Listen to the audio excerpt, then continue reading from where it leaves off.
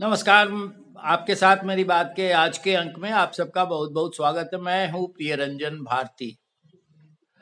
आप देख रहे हैं आपके साथ मेरी बात, और आपने ये अंदाजा लगा लिया होगा कि राजनीति बड़ी अजीबोगरीब चीज हुआ करती है। सत्ता में बने रहने के लिए तरह तरह के तिकड़म और धतकर्म किए जाते हैं, और राजनीति में ये भी पता नहीं चलता कि कब कौन सा राजनेता किस तरह की करवट बदलेगा और उसकी राजनीति के अगले कदम कौन सी ओर बढ़ेंगे।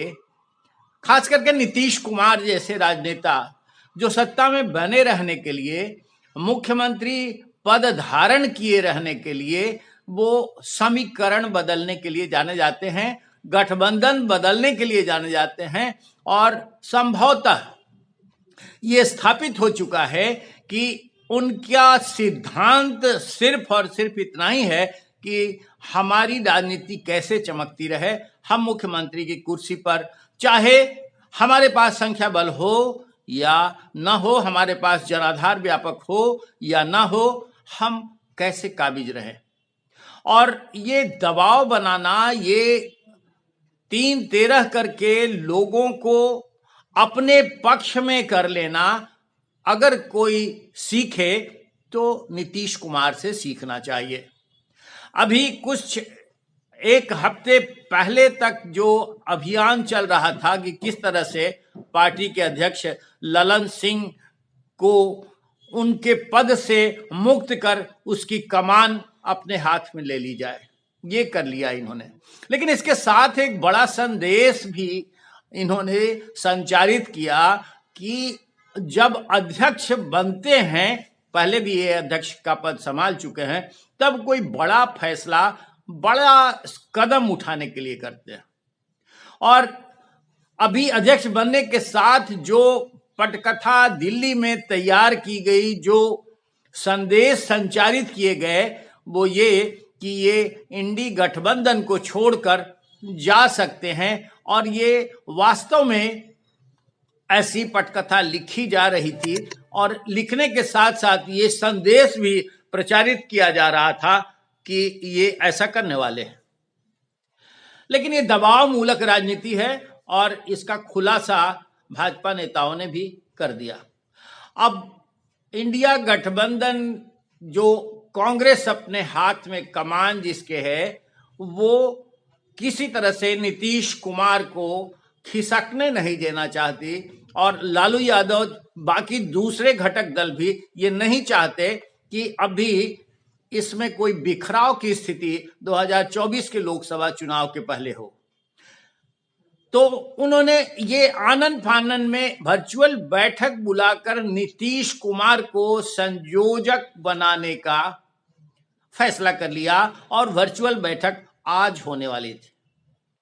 लेकिन इसके पहले ये मैं बता दूं कि नीतीश कुमार ने जो अध्याय खेला, वो एक दबाव बनाने की कोशिश की थी, और दबाव मूलक राजनीति थी कि अगर इधर कुछ नहीं हो सकता है, मेरे हाथ में कमान नहीं आती है, हम प्रधानमंत्री के उम्मीदवार नहीं बनाए जाते हैं, या फिर गठबंधन का संयोजकत्व हमारे पास नहीं आता है, तो फिर किस काम का, हम चले दूसरी तरफ। ये संदेश बखूबी प्रचारित हुआ, और इस संदेश के साथ साथ दबाव की राजनीति जो पैदा की जानी चाहिए थी वो कर दी।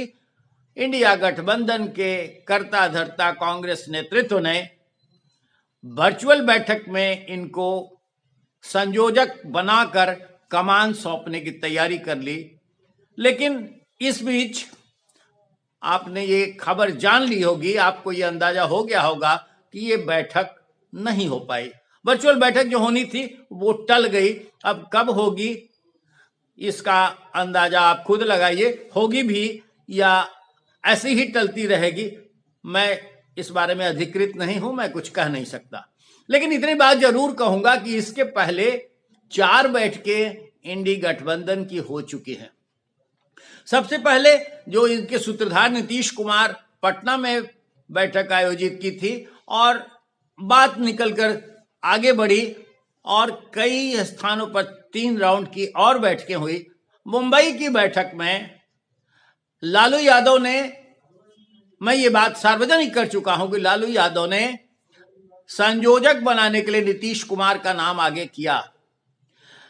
इसका अनुमोदन भी सोनिया गांधी ने कर दिया, लेकिन ये नहीं संभव हो सका। इसलिए नहीं संभव हो सका कि ममता बनर्जी ने, पश्चिम बंगाल की मुख्यमंत्री और तृणमूल कांग्रेस की नेता ममता बनर्जी ने इनके नाम का विरोध कर दिया था कि हम भाजपा के खिलाफ जब मैदान में उतरेंगे तो हमें अपना चेहरा वैसे व्यक्ति को क्यों बनाना चाहिए जो कि अपने राजनीतिक कैरियर में सर्वाधिक समय भाजपा के साथ ही रहा हो।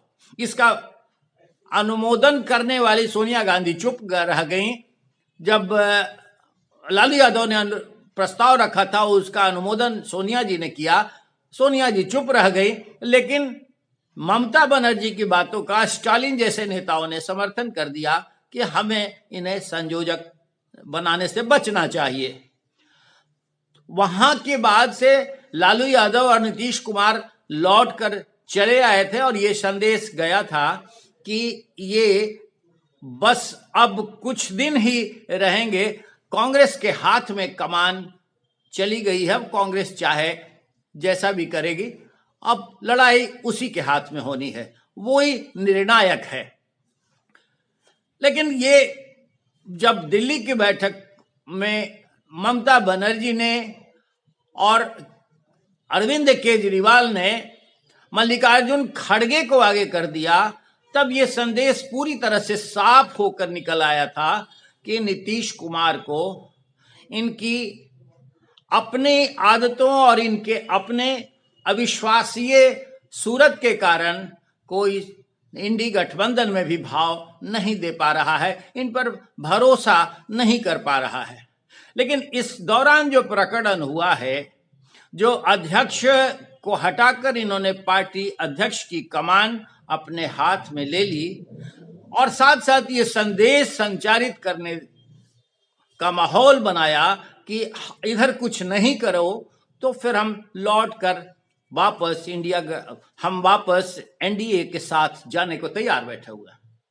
एनडीए से बातचीत चल रही है, ये संदेश गया, एनडीए में हम शामिल हो सकते हैं, ये संदेश बखूबी प्रचारित किया गया। लेकिन ये मैं आपसे साझा कर चुका हूं ये बात कि भाजपा किसी भी सूरत में इनके साथ अब समझौता करने के लिए तैयार नहीं है। ऐसी सूरत में इंडिया गठबंधन से अलग होकर ये कोई और गठबंधन बनाए तो संभव हो सकता है, चुनाव में स्वतंत्र उतरे तो ये संभव हो सकता है।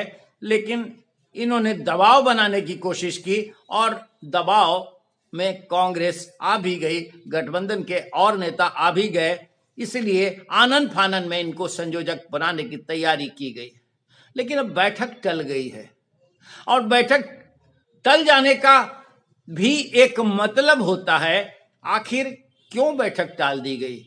अब जिस व्यक्ति पर, जिस नीतीश कुमार पर सारे नेता गठबंधन के भरोसा करने के लिए तैयार नहीं थे, उन्हें फिर से क्यों सेहरा बनाने के लिए सहमत हो गए, ये एक बड़ा सवाल है। और सहमत होने के बाद फिर वो सब कुछ टाल दिया जाना ये सवाल खड़ा करता है कि आखिर ऐसे परिदृश्य, ऐसी परिस्थिति क्यों आ रही है इस गठबंधन में।